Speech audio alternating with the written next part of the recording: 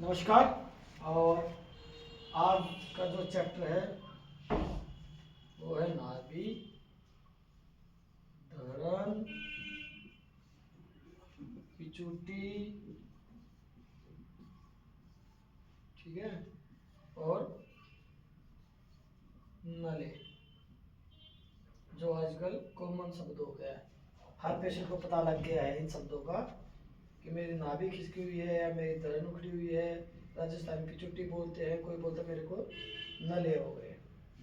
तो आज ये पता करेंगे कि ये होती क्या है और वाकई में होती हैं या नहीं होती, ठीक है। तो ये तीनों चीजें तो एक दो तीन, ये तीनों चीजें तो एक होती हैं, ठीक है। जो कि हमारे, जैसे हमारा एक पेट है,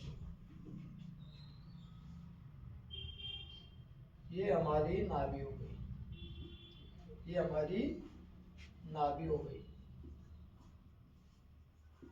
इसका नीचे जाना, ऊपर जाना, दाएं जाना, बाएं जाना, कितनी जगह से? 1 2 3 4 5 6 7 8 जगह से ये हिल सकती है। मतलब कि अपनी जगह से 8 जगह ये जा सकती है, ऐसा माना गया है। लेकिन 70 से 80% ये लेफ्ट साइड में खिसकती है। लेफ्ट साइड में जिसकी नाभि खिसकती होगी उसका सबसे बड़ा रीजन होगा वजन उठाना,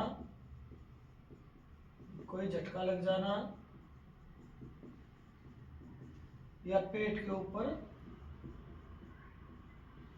किसी तरह का खिंचाव आ जाना, किसी तरह का खिंचाव आ जाना,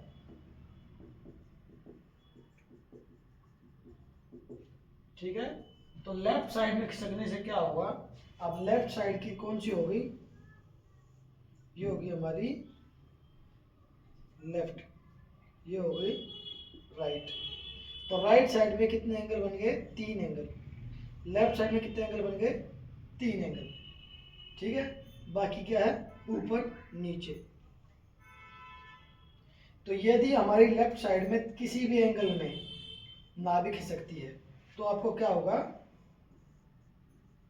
कब्ज होगी। राइट साइड में आपकी किसी तरह खिसकती है तो आपको क्या होगा? दस्त लग जाएंगे, यानी कि लूज मोशन, यानी कि लूज मोशन। तो नाभि का लेफ्ट साइड में खिसकना और राइट साइड खिसकना, दो तरह से हो गए। अब लेफ्ट साइड को ऊपर के साथ जोड़ दो, ठीक है। जो ऊपर की तरफ जब ये नाभि खिसकती है तो लेफ्ट साइड की तरफ जोड़ते हैं, और नीचे की तरफ नाभि खिसकती है तो राइट साइड के साथ जोड़ते हैं। यानी कि ऊपर है तो ये हिस्सा, और नीचे है तो ये हिस्सा। ऐसे हमारी नाभि जो है खिसकती है। तो राइट साइड में क्या बताया? दस्त होना, और लेफ्ट साइड में क्या बताया? कॉन्स्टिपेशन होना। तो यदि आपकी नाभि लेफ्ट साइड में खिसकती है और लेफ्ट साइड में खिसकने के बाद जब आप ठीक कराते हैं, जब आप ठीक कराते हैं तो वो ठीक यदि हो जाती है तो आपको नाभि की प्रॉब्लम है, फिर आपका कॉन्स्टिपेशन यानी कि कब्ज ठीक हो सकता है। यदि आपकी नाभि लेफ्ट साइड में खिसकी हुई है और आपके ठीक कराने से वो ठीक होती है लेकिन तुरंत प्रभाव से वो वापस भाग जाती है, तो फिर आपको नाभि की प्रॉब्लम नहीं है। इसका मतलब आपकी आंतें कमजोर हैं, आंतों की मसल्स कमजोर हैं, जिसके कारण नाभि का बार बार खिसकना हो रहा है, हो रहा है। जिसको नाभि की दिक्कत है उसकी नाभि एक बार सेट की और बात खत्म, रोग खत्म। बार बार यदि आपको नाभि सेट कराने की जरूरत पड़ रही है, नाभि ठीक कराने की जरूरत पड़ रही है, तो आपको नाभि की प्रॉब्लम नहीं है। फिर आपको आंतों की कमजोरी और मसल्स मांसपेशियां कमजोर है। नाभि क्या है? हमारी एक मसल्स है, हमारी एक मांसपेशी है, ठीक है, कमजोर है। यदि ऐसे ही लेफ्ट नीचे की तरफ होगी तो दस्त लगेंगे, बार बार लूज मोशन जाओगे, फिर आप ठीक कराएंगे तो आपके दस्त बंद हो जाएंगे। यदि आपको बार बार फिर से भाग रही है तो फिर आपके, इसका मतलब नाभि की समस्या नहीं है, फिर आपको और कुछ है। पहला चीज आपको समझ में आई कि नाभि का बार बार खिसकना नाभि की प्रॉब्लम नहीं हो सकती। नाभि का खिसक के एक बार में ठीक होना नाभि की प्रॉब्लम है, और एक नाभि ठीक तो हमारा पेट ठीक यदि महसूस हो रहा है तो नाभि प्रॉब्लम थी और हमारी ठीक हो गई। ठीक है, उसको ठीक करने का बड़ा आसान सरल उपाय है जो कि हमने आपको बताया हुआ है और बता दिया है। दूसरी प्रॉब्लम, यदि आपको बार बार मोशन जा रहे हैं उसके साथ चिकनापन आ रहा है, मतलब कि म्यूकस, मतलब कि आंव आ रही है, तो भी आपको नाभि की प्रॉब्लम नहीं है, नाभि की समस्या नहीं है, ये भी दिमाग से निकाल दीजिए।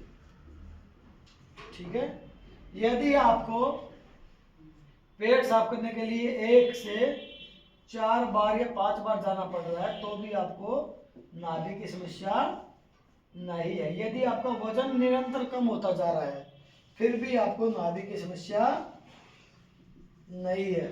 यदि आपको पेट की समस्या से आपका दिमाग खराब हो रहा है तो भी आपको नाभि की समस्या नहीं। आप कितनी भी कोशिश कर लें आपकी नाभि अपनी जगह पे आएगी नहीं, वो आएगी फिर भाग जाएगी, आएगी फिर भाग जाएगी। इससे क्या होगा, आपकी जो मसल्स हैं और कमजोर हो जाएंगी और उनको ठीक करना मुश्किल हो जाएगा, फिर वो इन्फ्लामेशन का रूप धारण कर लेते हैं, फिर वो और समस्याएं क्रिएट करने लग जाते हैं। तो कोई भी ऐसा काम ना करें जो कि बिना सोचे समझे आप अपना कुछ भी रोग मान लें और जो कि रोग है नहीं, जिसका मानक प्रमाण ठीक है नहीं है। तो नाभि कोट यदि आपको ठीक करना है तो कोशिश करें तो सिर्फ एक बार, वो भी लक्षणों को देख के कि हाँ मेरे को हल्का फुल्का कई बार वजन उठा लिया, उसके बाद थोड़ी नाभि खिसक गई, लेकिन मैं ठीक करा लेता हूँ। जो कि हर गांव में, हर शहर में, हर गली चौराहे पे या हमारे जैसे यूट्यूबर बहुत सारे तरीके बताते हैं ठीक करने के, आप आराम से घर बैठ के कर सकते हैं। उसके लिए दर दर ठोकर खाने की जरूरत नहीं है, ना उसके 5-6 महीने लगते हैं, ना उसमें 3 महीने, एक दिन में 1 सेकंड का काम होता है ठीक करना। ठीक है, उसको आराम से ठीक कर सकते हैं। रही बात जो सबसे बड़ा सवाल है वो है नले। नले किसको बुलाया जाता है? देखो, हरियाणा, पंजाब, यूपी, राजस्थान, इन जगहों पर जो नले हैं उनको बोला गया है अंडकोश के रोग, मतलब कि टेस्टिस में स्वेलिंग, टेस्टिस इंफ्लामेशन बोला गया है। ठीक है, हरियाणा, पंजाब, यूपी, राजस्थान, एक तो हो गए नली। दूसरा नले जो बोला गया है वो बोला गया है आंतों के कड़कपन को, आंतों के कड़कपन को, जबकि आंतों में कड़कपन नहीं होता। आंतों की मसल्स, मतलब पेट की मसल्स कड़क, पेट की मांसपेशियों का टाइट हो जाना, टाइट हो जाना, ये होता है नले। ठीक है, जिसको नॉर्मल भाषा में बोला गया है। इसके लिए आप जो सबसे बड़ी गलती करते हैं, जो सबसे बड़ी गलती हो रही है आज के टाइम पे, पेट रोगी की जो समस्या बढ़ रही है वो बढ़ रही है शिकाई से। कभी भी हमें पेट की शिकाई नहीं करनी चाहिए, शिकाई नहीं करनी चाहिए, इससे आपकी तकलीफ और बढ़ेगी, नहीं करनी चाहिए। पेट की मालिश नहीं करनी चाहिए, नहीं करनी चाहिए। नंबर 3, पेट मलवाना नहीं चाहिए, नहीं चाहिए, ठीक है। पेट को कभी भी खींचातानी नहीं करनी चाहिए। ये आप नोट कर लें, यदि आप इन चारों में से कुछ भी आप अपने साथ कर रहे हैं या करवा रहे हैं तो आप बहुत बड़े भयंकर पेट रोगी बनने जा रहे हैं। इसका कोई भी समाधान नहीं है, क्योंकि हमारी मसल्स पहले ही कमज़ोर हैं। यदि उनको खींच दिया, यदि उनकी सिकाई कर दी, यदि उनको मलवा लिया तो मसल्स टूट भी सकती हैं या उनमें सूजन तो 100% आएगी। और जब भी किसी चीज़ में सूजन आती है, जैसे आंतों में रगड़ा पिट्टी हो गई, आंतों में सूजन आ गया, तो उसको क्या बोलते हैं? कोलाइटिस। और यदि आपको पहले से ही कोलाइटिस और आपने मलवा लिया तो क्या बन जाएगा? Ulcer, ulcerative colitis. फिर खून आना शुरू हो जाता है, लूज मोशन ज़्यादा लग जाते हैं। तो कोई बोलता है ना कि अरंडी के तेल से सिकाई करनी है, वैसे करना है, ये करना है, ये सब आज से ही छोड़ दें। ये आपकी भलाई के लिए नहीं है, ये आपको बहुत नुकसान पहुंचाएंगे।